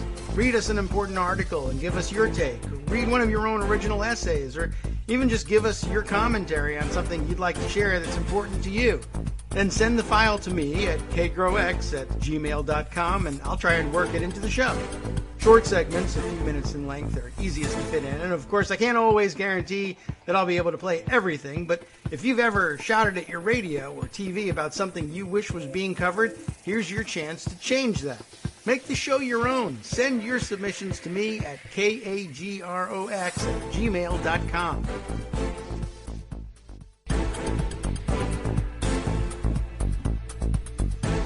All right, welcome back now to the Kagro in the Morning Show here on Netroots Radio. Let's continue with Roger Sullenberger's probably latest for the Daily Beast about Trump being under investigation for shell company spending through his Save America PAC. And hopefully this will give us a nice, thorough explanation of this example of what Dan Scavino is up to. And if not, we can tell you, a little bit more about the sorts of schemes that they usually execute for this stuff. So, where were we? Right. For instance, the report noted that from July of 2021 to the present, Save America PAC appears to have paid longtime Trump advisor and former White House deputy chief of staff Dan Scavino in two ways simultaneously, both personally and through an LLC. Scavino, FEC records show, makes about $9,700 a month on the Save America payroll. At the same time, Save America was also making monthly payments of $20,000 to an entity called Hudson Digital LLC, which FEC filings peg to Scavino's address. I mean, you can, I guess, disguise things a little bit better if you want to, but a lot of the people are lazy and they just don't, or they want to get caught, or I don't know what, or they think it's legitimate what they're doing. But if you want to disguise something, and I mean, people have all sorts of reasons to want to do this. For instance, back in the days when I did political work directly, I worked for various, for one particular consultancy. This is like back in 1991. But, you learn about these mechanisms because you realize when you do enough FEC report research, the payments made by a campaign to its workers directly report the payments and to whom they went. And so, for the most part, if you're working directly on a campaign, that's not an issue. It's not a problem. You're, Joe Smith, you work for so-and-so for Congress, and that's totally legit, and it's not a problem. But when you get into, I don't know, situations like these days where there's more political violence involved, and people will say, so and such a candidate didn't vote viciously enough to ban drag shows in my city, and so therefore he must be a groomer and a pedophile, and everyone who works for him is the same, and I'm going to go to the FEC reports and I get the names and addresses of all the people who were paid by that campaign and physically harass them. You see where problems arise, but you can't not have public disclosure of these things.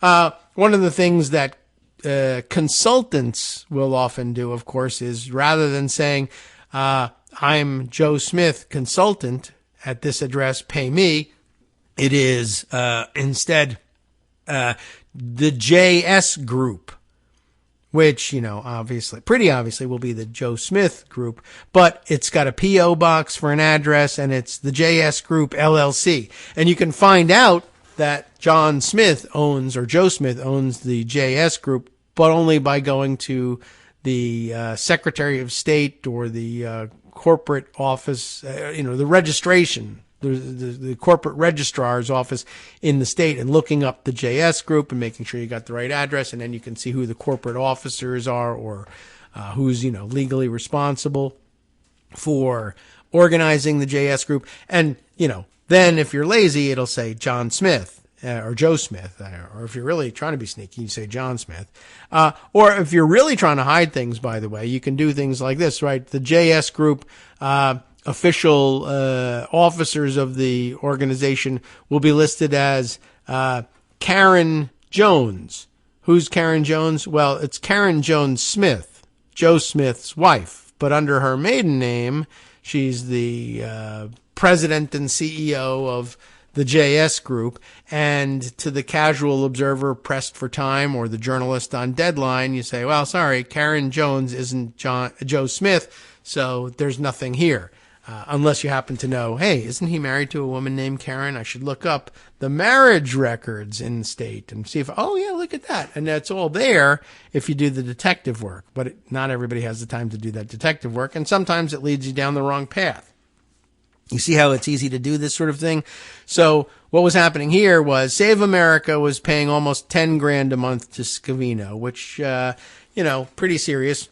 Remember, Scavino, I don't know what the hell he does in life, but he's getting, just directly, he gets 10 times more per month than I get to do this show. But that's because I don't have any billionaires sending me money. But on top of it, he was making twice that amount indirectly by owning Hudson Digital LLC, which, of course, was a quote-unquote company that happens to operate out of Dan Scavino's house.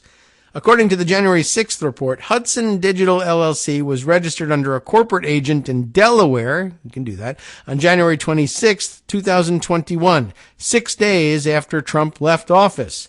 And Hudson Digital got its first payment, $46,451, the day it was registered. That's some fast turnaround on your investment. The campaign's last payment to AMMC, American Made Media, right, whatever it was, came on December 14th, 2020. In all, Hudson Digital LLC has taken in more than $420,000 from Save America, all supposedly for work described as, quote, digital consulting.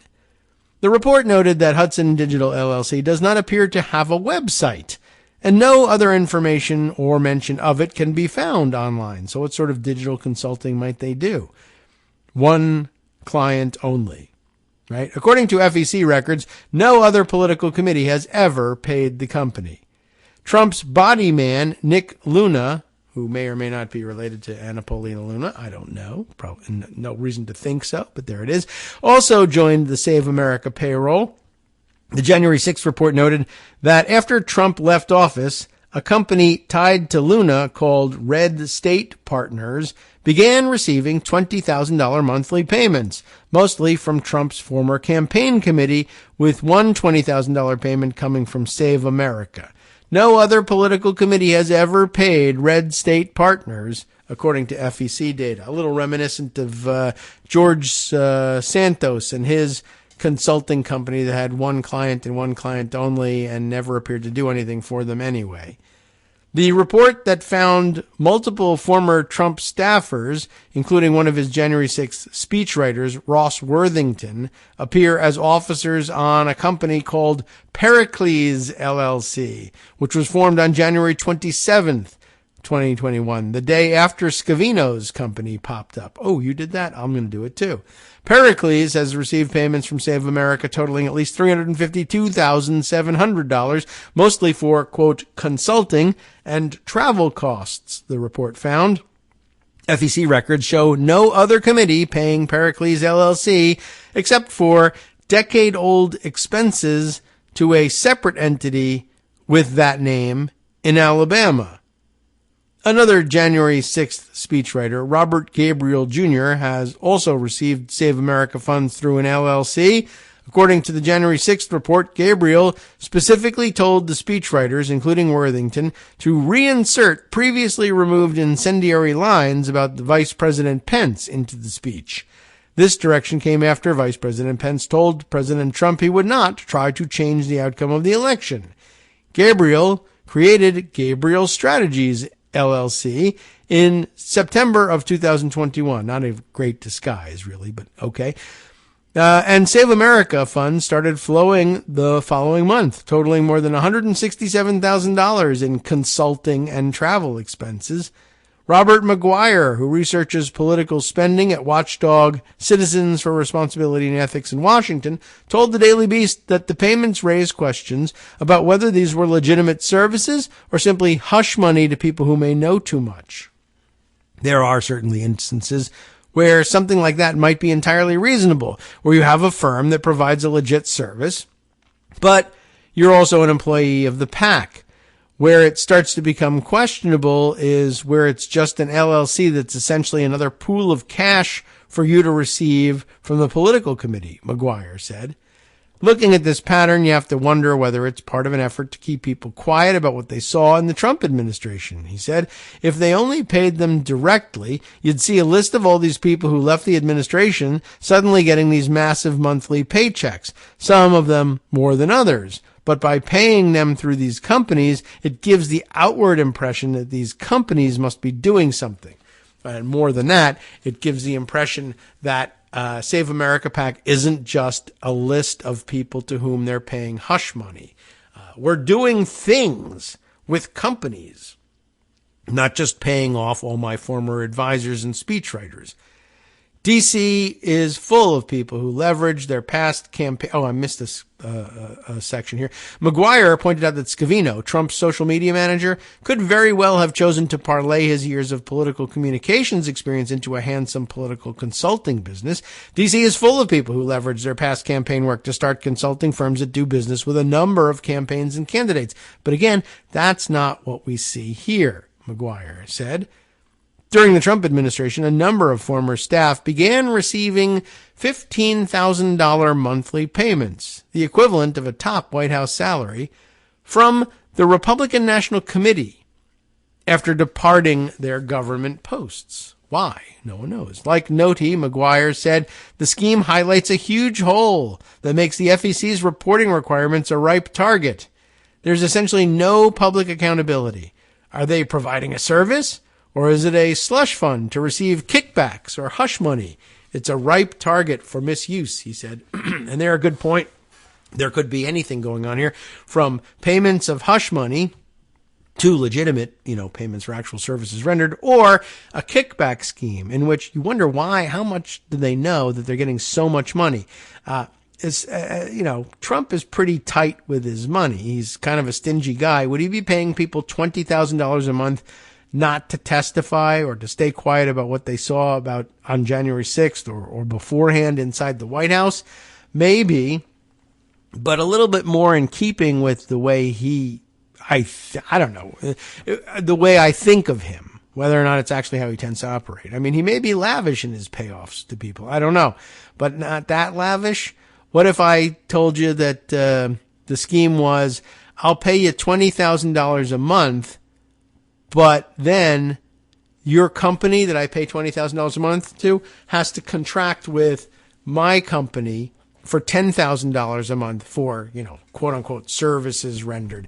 I only want to bribe you to the tune of $10,000 a month, which should be fine. That's $120,000 a year for you to be quiet, on top of whatever else you're able to earn at any other job, some of which I may hand you.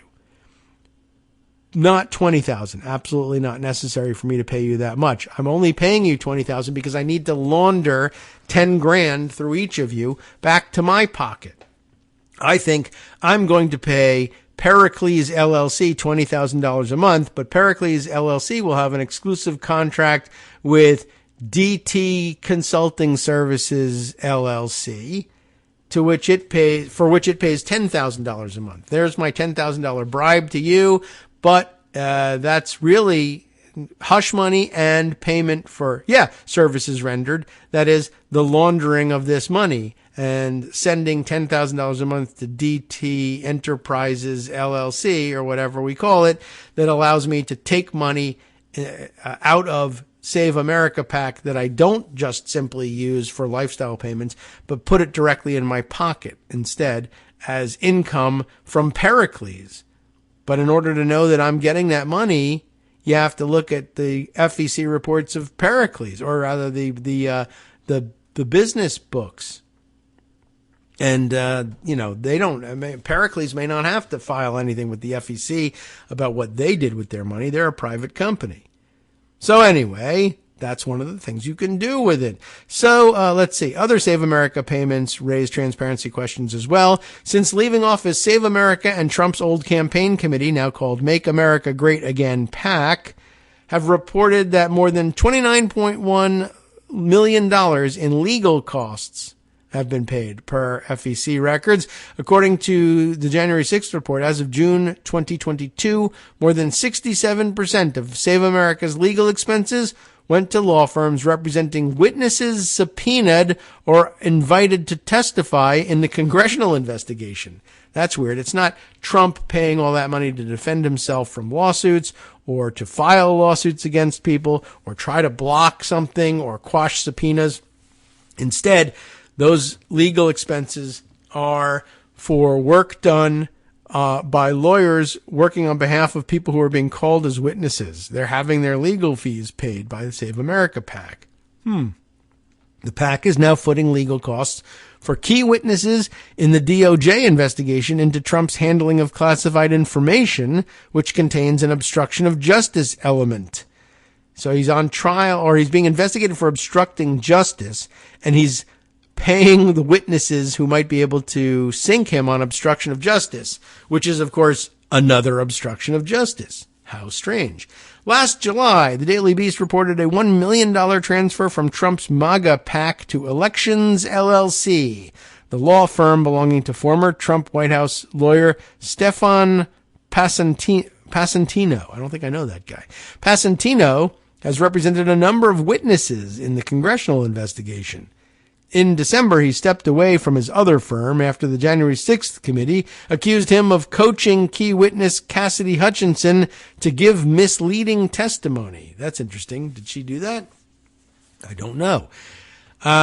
Save America's enigmatic expenditures include two other flat $1 million donations.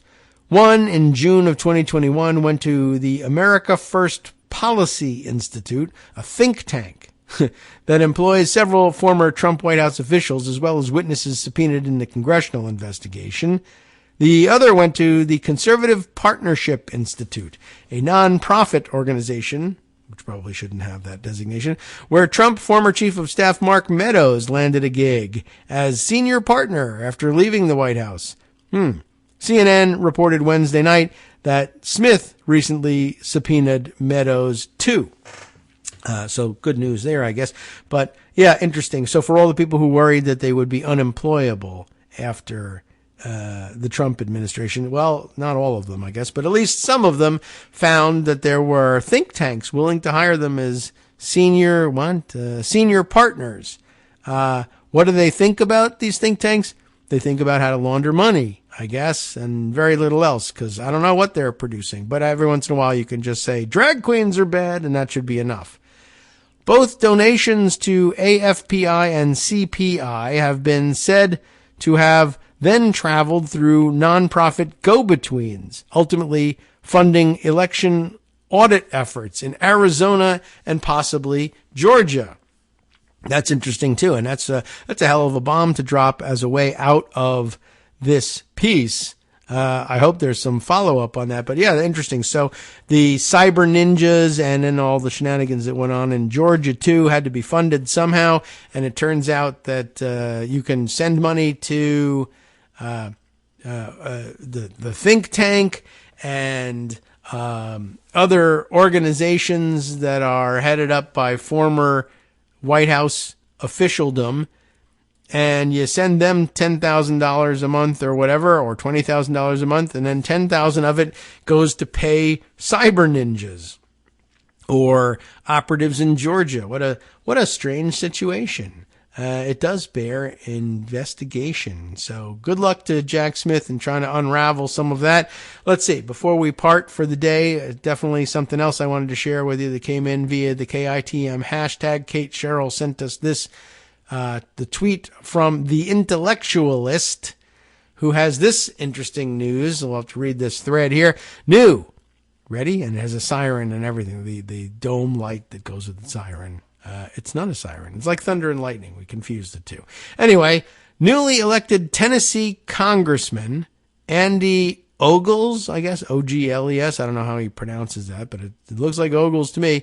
Well, you'll never believe it, but he allegedly invented his entire past and resume. What? How many of these people could there be? He allegedly, it says here, lied about 1, being an economist, 2, his college major. That's interesting. I would have thought, okay, if you were an economics major in college, maybe you go around saying you're an economist, even if you're not. Like an economist, when someone says to the newspapers, I'm an economist, I think you're thinking PhD economist. But okay. But apparently he didn't even major in economics, I guess. But 3, the nature of his work at a think tank. And 4, there's 5 here. 4, being in law enforcement. I was arrested. Are you in law enforcement? I don't think so. And being what? I don't know. Being something else. And then it's got the link to The Intellectualist. Here we are. Being the COO of an international organization. Which, you could be. Like, you just declare yourself an international organization and then whatever. Let's see what this is about. Does he lay it out in a thread, or do we have to read it in theintellectualist.com? All reporting courtesy of, it says here, NC5, News Channel 5, and NC5's Phil Williams. How interesting. Yeah. And then the note, don't forget, Kevin McCarthy needs Santos, Luna, and Ogles to maintain his majority. His majority is paper thin. They have the leverage, not him. How do you like that? That's a good point. Just in terms of the leverage being in the hands of fabulists and liars. That's a dangerous thing all by itself. So let's see what the Intellectualist has to say to back any of this up. And the answer is, I don't know, maybe nothing, unless this links. Here we are. The link to newschannel5.com from Nashville, which I assume is like a legitimate television station there in Nashville. But I guess these days you got to give the caveat that what if this is just AI-generated chatbot garbage that called itself News Channel 5 and there is no Channel 5 in Nashville? I don't know. But I have this to read and then the limited time to research whether or not there is a News Channel 5. But there's some footage here that certainly looks like an actual legitimate news channel, but, you can generate that too. Businessman, economist, cop, international sex crimes expert. The international organization has to do with sex crimes. That's a weird thing to choose, unless, of course, you happen to be an expert in sex crimes for some reason. This is the stories, multiple, of Congressman Andy Ogles. Wow. Congressman places block on confirmation of educational credentials But News Channel 5 digs up an old resume. What's going on? Phil Williams reports, if you believe Middle Tennessee's newest congressman, he's not only a businessman, he's also an economist, a nationally recognized expert in tax policy and healthcare, a trained police officer, even an expert in international sex crimes. 'Cause, he has reason to know about them. For some reason. I don't know what it is. But an exclusive News Channel 5 investigation discovered that Andy Ogles' personal life story is filled with exaggerations, a story that's often too good to be true. The story I want to know, by the way, just for kicks, is did they see the George Santos story and say, yeah, I guess everybody really has to wonder whether they're new, especially if they're brand new. Local congressman is telling the truth about their resume. We should look into it, into our guy. And then lo and behold, poof, 100% hit. All of a sudden, everybody I've investigated turns out to be a fabulist. Wow. Well, let's see. An exclusive News Channel 5 investigation says that Andy Ogles' personal life story is filled with exaggerations, a story that's often too good to be true. And it's not even good.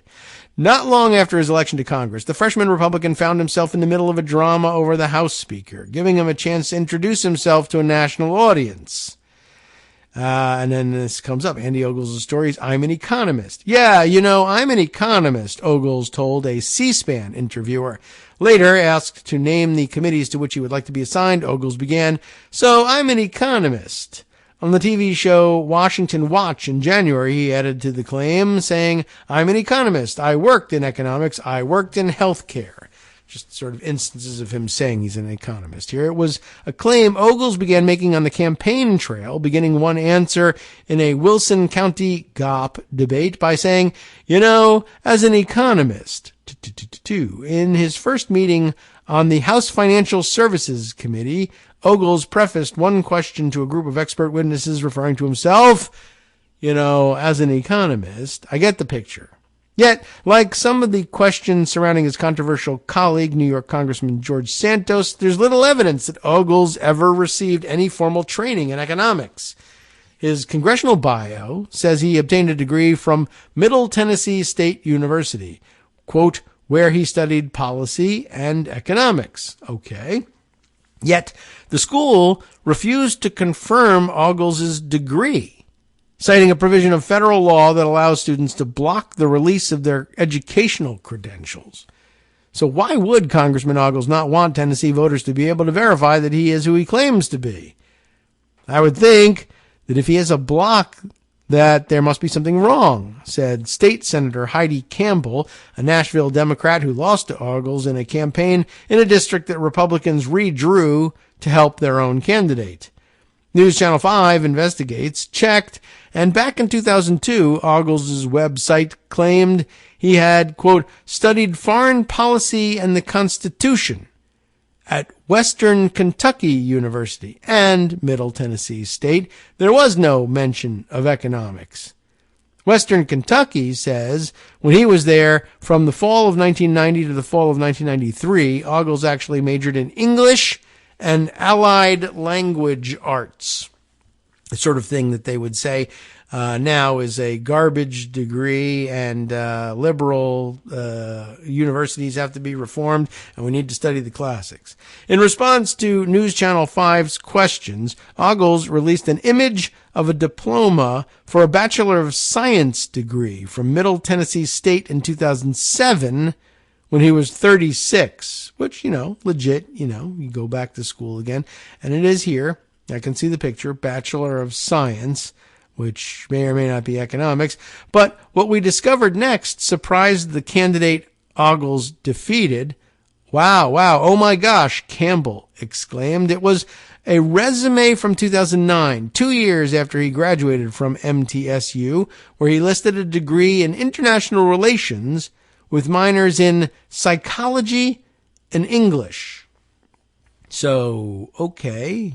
What are we talking about here? This is, again, still the thing when he was 36, right? So in 2007 was the degree, which he says is a Bachelor of Science. But the resume says international relations with minors in psychology and English, which is a Bachelor of Arts degree. And Wow, did he just fake that up and Photoshop science in there? Likewise, he detailed the same information on a form for a background check in his own handwriting with no mention of economics. I mean, that looks to me like somebody who doesn't have any background in economics, Campbell said. News Channel 5 followed up. What does that say about his claims? You know, I'm not surprised, she answered. If you really dig into him and what he's done, you're probably going to find there's a lot more where this came from. And next section about his being a nationally recognized expert. In what? Well, I don't know. But Ogles touts his connection to supply-side economist Arthur Laffer, which I wouldn't do, even as an economist. His LinkedIn resume shows he once worked as, quote, executive director for the Laffer Center, not as an economist. That job appears to have been an administrative position. A search of the center's website shows no economic reports authored by Ogles. That is a big hole for an economist. The congressman's website also claims that while working at the Laffer Center, Andy became a nationally recognized expert on tax policy and health care, having been featured in numerous publications, including the Wall Street Journal and Investors Business Daily. But a search of those sites shows only 3 columns, he wrote, in 2 cases with another person when he was a lobbyist for the conservative Americans for Prosperity, nothing independently citing him as an expert. All 3 were published before he went to work at the Laffer Center. It might be a bit more credible if a news organization had called him and quoted him on the basis that he was a national expert, said MTSU political science professor John Weil. Weil noted that the publications of those columns, like ones predicting the imminent demise of Obamacare, might not have that much to do with Ogles' personal credentials. When you publish an article like this and it's under your name of your organization, you might be publishing it as much because it reflects the views of an organization as because it reflects the particular expertise of the writer, Weil explained. But I think you can see all about that. But guess what? They go on to debunk his stories about being a former member of law enforcement and, most interestingly, I'm sure, human trafficking expert. I'd love to find out more about that. You can, too, by reading this article. We'll give you the link to the rest of it. A surprising way of launching into the weekend. One more fabulous to start worrying about. I guess check everybody you can. You have been listening to Kagro in the morning with David Waldman. Of course, next up, if you really want to have a big roundup of all the news that happened all over the place, well, you might have to depend on Justice Putnam to do that in the West Coast Cookbook and Speakeasy coming up next, including stories on Oregon seeking to curb paramilitaries in operation there. Always a concern for the Pacific Northwest. Stay tuned. Have a great weekend. We'll see you Monday.